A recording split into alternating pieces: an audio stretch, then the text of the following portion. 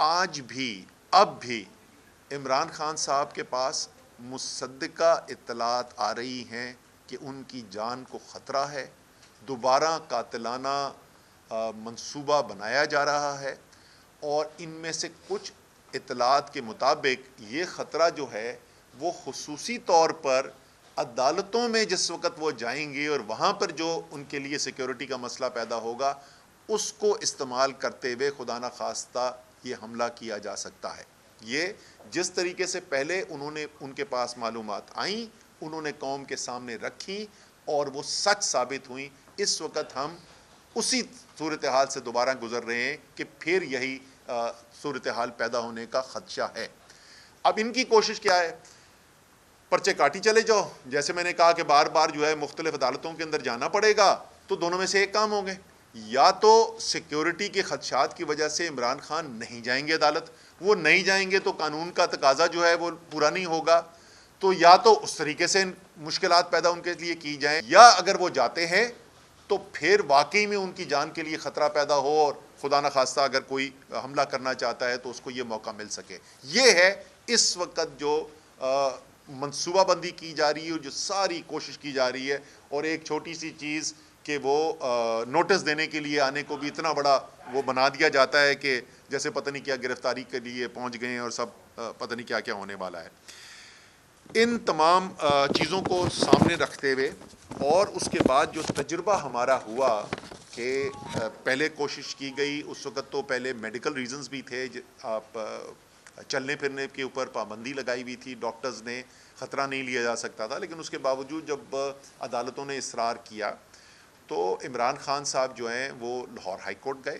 اس وقت تو میں بھی ان کے ساتھ موجود تھا، اور اس کے بعد وہ اسلام آباد میں جوڈیشل کمپلیکس میں گئے۔ دونوں جگہ آپ نے دیکھا کہ تمام سیکیورٹی کا نظام مکمل طور پر کولیپس کر گیا، بالکل درم برم ہو گیا، کوئی سیکیورٹی موجود نہیں تھی، اور بالکل واضح خطرے کو ایکسپوز ہو گئے عمران خان صاحب۔ تو ہمارے اس لیے بہت سارے لوگوں کی رائے یہ تھی کہ یہ خطرہ مولنا نہیں چاہیے، اور اس میں اگر قانونی کوئی لوازمات پورے نہیں ہوتے تو وہ کم خطرہ ہے بنسبت اس خطرے کے کہ جو جان کو خطرہ ہے، جس کی وجہ سے یہ جو ہم نے دیکھا، جیسے میں نے کہا کہ لاہور ہائی کورٹ کے اندر بھی اور جوڈیشل کمپلیکس اسلام آباد کے اندر بھی کہ بالکل کمپلیٹلی ایکسپوز تھے، وہاں تو کوئی خدا نہ خواستہ کچھ بھی کر سکتا تھا، کوئی وہاں پہ سیکیورٹی کا نظام نظر نہیں آ رہا تھا، اور نہ میرے خیال میں کوئی ممکن ہے۔ تو اس لیے ہم نے یہ فیصلہ کیا ہے، ہم نے اپنے وکلاء سے کہا تھا، اور آج لاہور ہائی کورٹ کے اندر اور اسلام آباد ہائی کورٹ کے اندر دونوں جگہ پٹیشنز دائر کی جا رہی ہیں، جہاں پر بڑی ایک جائز ہم ریکویسٹ جو ہے، درخواست جو ہے وہ ہائی کورٹس کے سامنے رکھ رہے ہیں، اور وہ درخواست صرف یہ ہے کہ اس تمام بیک گراؤنڈ کو تناظر میں رکھتے ہوئے اور ایک ایسے ملک کے اندر جہاں اہم سیاسی شخصیات کی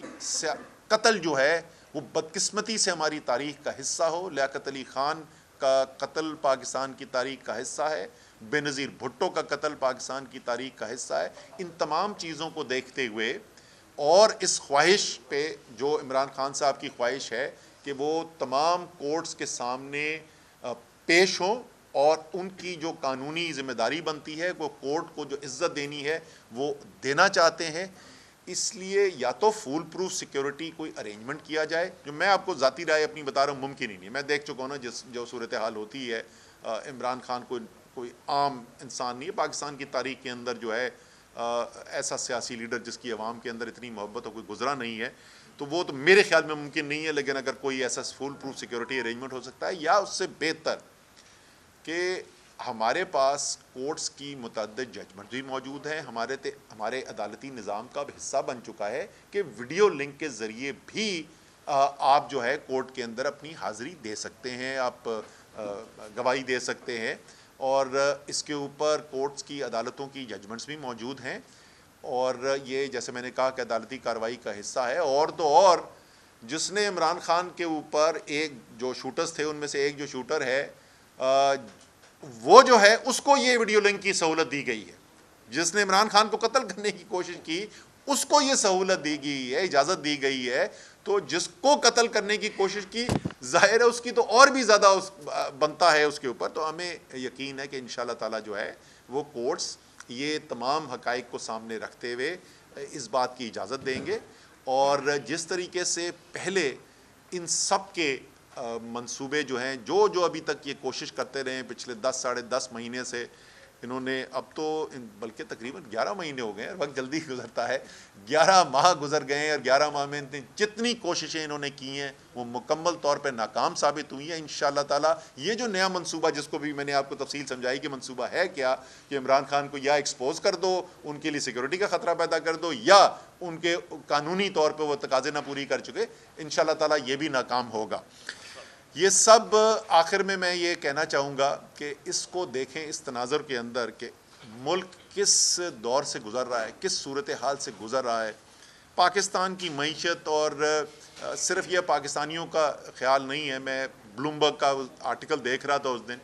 آج سے 2-3 دن پہلے میری نظر سے گزرا, اور اس کے اندر بھی لکھا ہوا تھا کہ شاید پاکستان اتنی مشکل معاشی صورتحال سے کبھی زندگی میں اپنی تاریخ کے اندر نہیں گزرا. اس معاشی صورتحال کے ساتھ گزرتے ہوئے جیسا سیاسی انتشار اس وقت پاکستان کے اندر پھیلا ہوا ہے,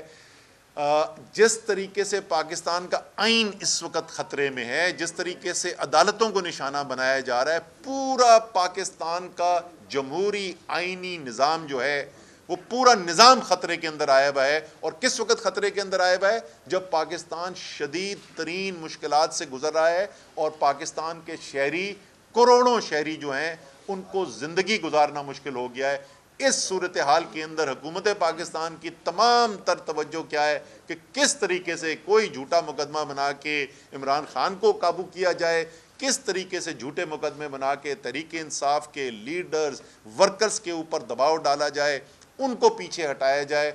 انشاءاللہ تعالی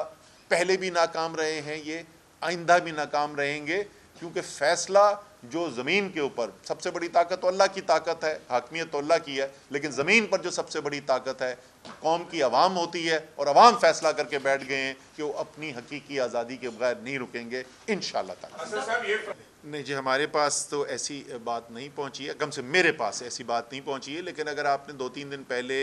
ہفتے کے روز عمران خان صاحب نے جو تقریر کی تھی, تو اس میں انہوں نے ایک بڑا پالیسی بیان دیا تھا تحریک انصاف کی طرف سے, چیئرمین آف دا پارٹی,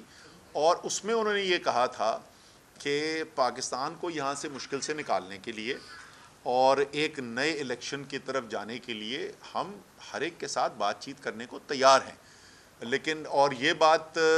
ہم پہلے بھی کرتے رہے ہیں, میں نے متعدد بار یہی بات کی ہے کہ پاکستان, ابھی آپ سے میں کیا کہہ رہا تھا کہ پاکستان ایسی مشکلات کے اندر گرا ہوا ہے. میں بار بار کہتا ہوں کہ 1971 کے بعد سے اتنا خطرناک وقت پاکستان کے لیے نہیں آیا. تو ذمہ داری بنتی ہے تمام سیاسی لیڈرشپ کی, تمام پاکستان کے ریاستی اداروں کی, کہ جب اتنا بڑا خطرہ ملک کے سامنے ہو تو اسے حل نکالا جائے. اور وہ حل میرے بھائی ایک نئے الیکشن کے علاوہ کچھ اور ہے نہیں. تو اگر اس کے اوپر بات چیت کرنے کے لیے تیار ہیں تو بالکل بات چیت ہو سکتی ہے. تو یہ بہت بڑی خبر ہے. کریگ مرے کوئی چھوٹا موٹا انسان نہیں ہے, سفیر رہ چکا ہے, بہت اس کی آواز کے اندر وزن ہے. اور آپ عمران خان کی ذات کو اس کے اندر سے نکال دیں, اگر ہماری حکومتیں جو ہیں, ہماری حکومت جو ہے, اگر ان کا اس سے کوئی لینا دینا نہیں تھا, یہی ان کا کہنا نا کہ ان کا لینا دینا اس سے کچھ نہیں تھا, تو اتنی بڑی خبر آتی ہے کہ آپ کے ملک کے خلاف کسی اور ملک کی ایجنسی نے سازش کی, تو کیا اپنے ملک کی اس کی حکومت کو اپنے ملک کے دفاع کے لیے اٹھنا نہیں چاہیے؟ کیا ان کو سوال نہیں پوچھنے چاہیے کہ تم نے ہمارے ملک کے خلاف سازش کیوں کی؟ عمران خان کی کوئی ذات کا معاملہ تھوڑی ہے. پاکستان کے الیکٹڈ وزیر اعظم کو وہ کہہ رہے ہیں کہ ایک ایجنسی نے اس کے خلاف, غیر ملکی ایجنسی نے اس کے خلاف سازش کی, تو یہ خاموش صاحب اس وقت کیوں ہے؟ میرے خیال میں تو ابھی تک نیشنل سیکورٹی کمیٹی کی میٹنگ کال ہو جانی چاہیے تھی, اتنی بڑی خبر ہے.